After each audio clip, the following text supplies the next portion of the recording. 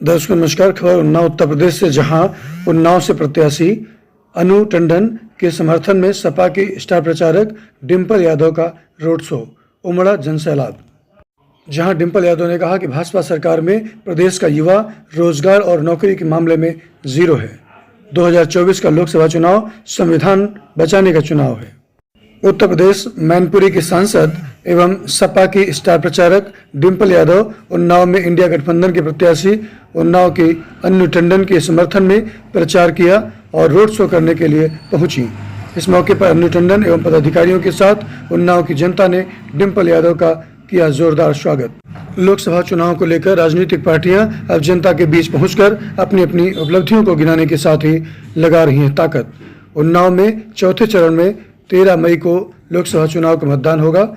इसके पहले इंडिया गठबंधन सपा से प्रत्याशी अनु टंडन के समर्थन में मैनपुरी के सांसद डिंपल यादव ने जनसभा को संबोधित किया और उसके बाद उन्नाव शहर में रोड शो किया। इसके बाद कलेक्ट्रेट परिसर पहुंच नामांकन पत्र भी दाखिल कराया। उन्होंने विपक्ष पर निशाना साधा और कहा कि पिछले 10 सालों में भाजपा सरकार ने देश का वातावरण बिगाड़ने का काम किया है।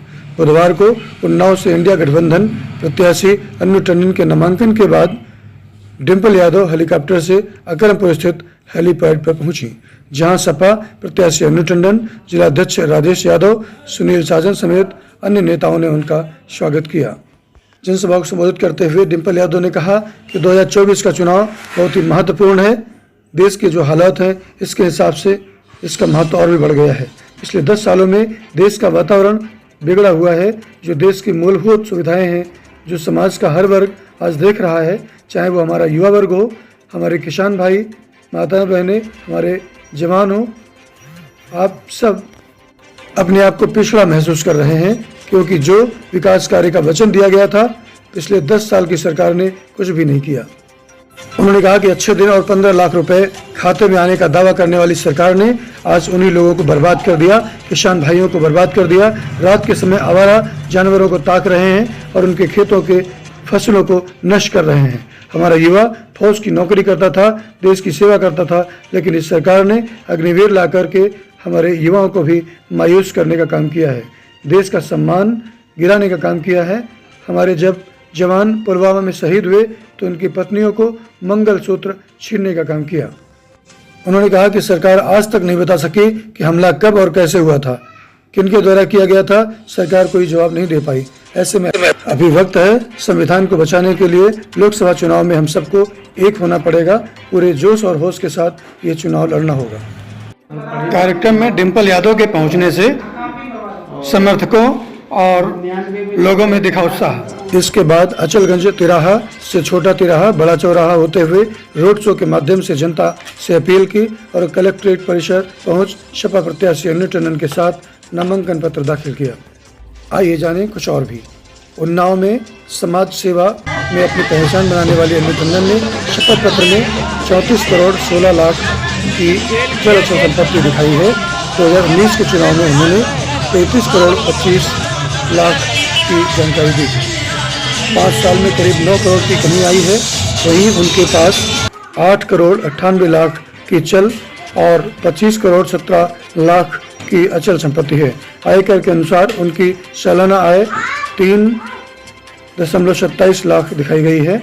अनु टंडन के पास 2.85 करोड़ का सोना, 6.20 लाख की चांदी है। उन्नाव में मुजफ्फर नगर सिविल लाइंस के अलावा मुंबई में अचल संपत्ति है। इसके अलावा उनके ऊपर 7.51 करोड़ की देनदारी भी है। आइए देखें कितना जोश खरोश के साथ अनु टंडन के समर्थकों ने किया रोड शो और क्या कुछ कहा सपा की स्टार प्रचारक डिंपल यादव।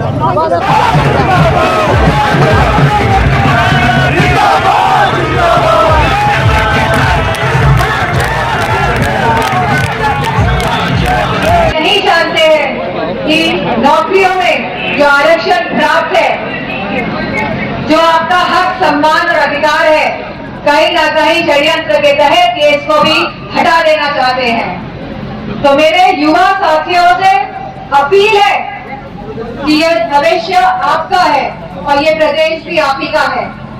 तो ऐसे प्रदेश से ऐसी सरकार को हटाइए जिसने आपके भविष्य से खिलवाड़ किया है कहीं ना कहीं।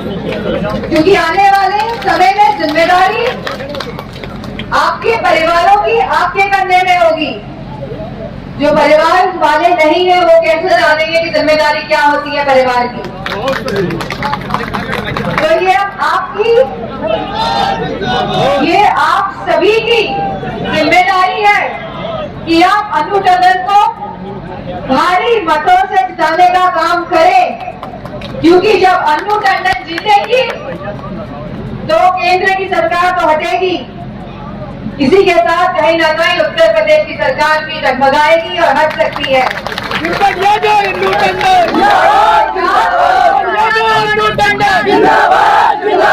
जो विकास की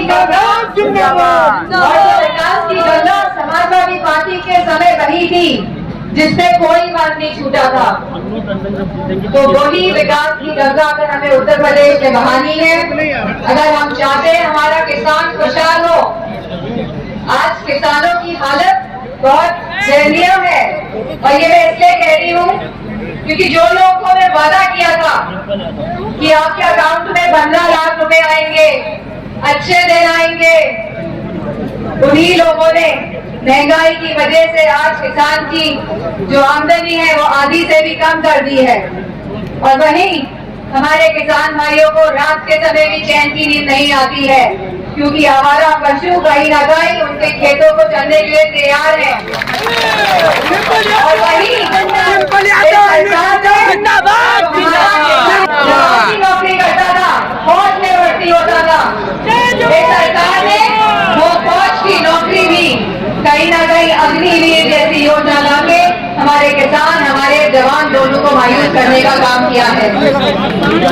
और इसी के साथ अग्निवीर जैसी योजना लाके इन लोगों ने देश का भी सम्मान गिराने का काम किया है।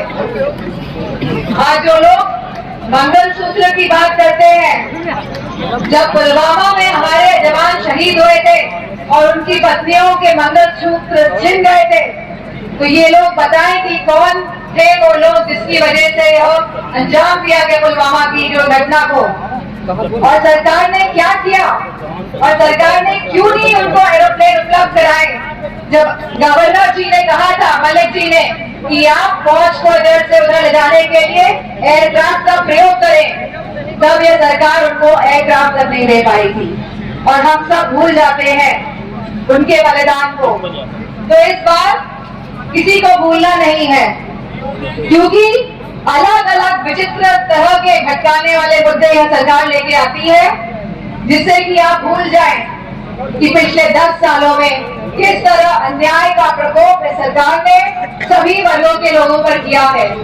तो मेरा आप सबसे अनुरोध है, क्योंकि ये कहीं ना कहीं संविधान को बचाने की भी लड़ाई है, और संविधान के माध्यम से जो हमें हक, सम्मान और अधिकार मिला है, इसको भी जीतने के लिए हम सबको एक होना पड़ेगा और पूरे जोश के साथ और होश के साथ ये चुनाव लड़ना पड़ेगा।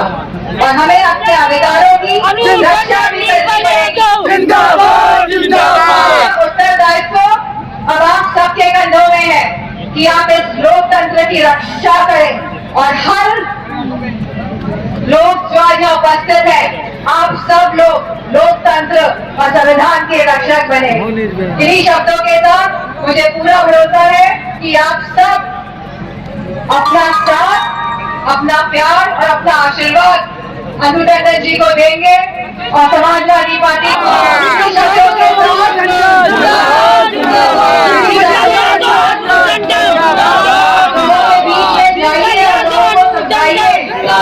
जिंदाबाद। 10 साल बहुत होते हैं, 10 साल में युवा जो 30 का होता है वो 40 का हो जाएगा, हो गया है। अब 40 का जो युवा है उसको 45 का हक होने दीजिए, क्योंकि यही अवसर है, यही मौका है और आपके हाथों में शक्ति है, अब वोट की शक्ति, तो उसका प्रयोग करिए और हमारी प्रत्याशी अनु टंडन को भारी मतों से जिताने का काम करिए।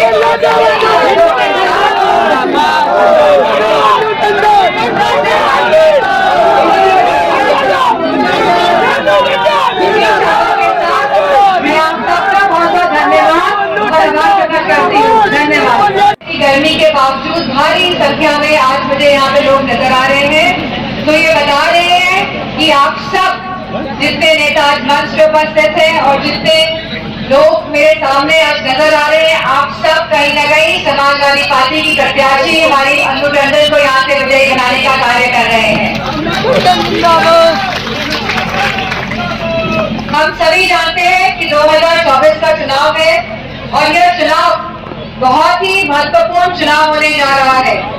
और ये इसलिए महत्वपूर्ण चुनाव है क्योंकि आज देश के जो हालात हैं और जो परिस्थितियां हैं वो बहुत ही विभिन्न है। पिछले 10 सालों में मैं समझती हूँ कहीं ना कहीं देश का वातावरण बिगड़ा है और जो देश की जो मूलभूत दिक्कतें हैं, जो असुविधाएं हैं, जो समाज का हर वर्ग आज देख रहा है, चाहे वो हमारा युवा वर्ग हो, चाहे वो हमारे किसान भाई हो, चाहे वो हमारी माताएं बहनें हो और चाहे वो हमारा जवान हो, आज सब अपने आप को कहीं ना कहीं पिछड़ा समझ रहे हैं। क्योंकि आज जो विकास कार्य जिसका भरोसा दिया गया था, जिसका वचन दिया गया था, वो कोई भी कार्य मौजूदा 10 साल की सरकार और उत्तर प्रदेश की 7 साल की सरकार पूरा नहीं कर पाई है। आज उत्तर प्रदेश युवाओं का प्रदेश है। सरकार बनेगी तो हम मुस्लिमों से अल्पसंख्यक का दर्जा छीनेंगे, अल्पसंख्यक का दर्जा छीनेंगे, क्या कहना है? ये सरकार ऐसी सरकार है जो केवल छीन सकती है। इसने हमेशा छीना है, इसने युवाओं की नौकरी रोजगार छीना है, इन्होंने महिलाओं का हक सम्मान और अधिकार छीना है, इन्होंने रात की हमारे किसान भाइयों की नींद छीनी है। तो जो सरकार खाली छीनने की बात करती है तो आप उनकी मानसिकता को समझिए। और मैं समझती हूँ पूरा देश आज लोकतंत्र और संविधान को बचाने की लड़ाई में लग गया है और विजयी होगा इंडिया ब्लॉक का गठबंधन। ईडी गठबंधन को ठगबंधन कह रहे हैं, गठबंधन को ठगबंधन बताया जा रहा है। ईडी गठबंधन को प्रधानमंत्री ठगबंधन कह रहे हैं। देखिए आप गलत बोल रहे हैं, आपके दिमाग में ईडी चल रहा है। ईडी ये इंडिया गठबंधन है सबसे पहली बात, क्योंकि आप भी जानते हैं कि क्योंकि आप लोग भी जानते हैं कि ईडी के माध्यम से कैसे हर वर्ग को डराया जा रहा है, चाहे हमारे बिजनेसमैन हो, चाहे हमारे पॉलिटिशियंस हो, राजनेता हो, उनको ईडी और सीबीआई के माध्यम से डराने का अगर कोई काम कर रहा है तो वो भारतीय जनता पार्टी कर रही है। प्रधानमंत्री जी का एक बयान और सबसे ज्यादा चर्चा में है, उन्होंने कहा कि अगर इंडिया गठबंधन जीतता है, उनकी सरकार बनती है तो ये औरतों के मंगलसूत्र छीन लेंगे। मैंने इसका जवाब मैंने मन से दिया। मैंने बोला कि आप बताइए, जब पुलवामा जैसी घटना हुई, जब आप हमारे फौजी भाइयों को एयरक्राफ्ट नहीं उपलब्ध करा पाए, तो क्या उनकी जो पत्नियां थी, जब उनका मंगलसूत्र छीना, तो क्या आप चिन्हित कर पाए कि किसकी वजह से इतनी बड़ी घटना को अंजाम दिया गया? आज तक सरकार ना चिन्हित कर पाई है, ना बता पाई है कि एयरक्राफ्ट हमारे फौजी भाइयों को उपलब्ध क्यों नहीं कराए गए।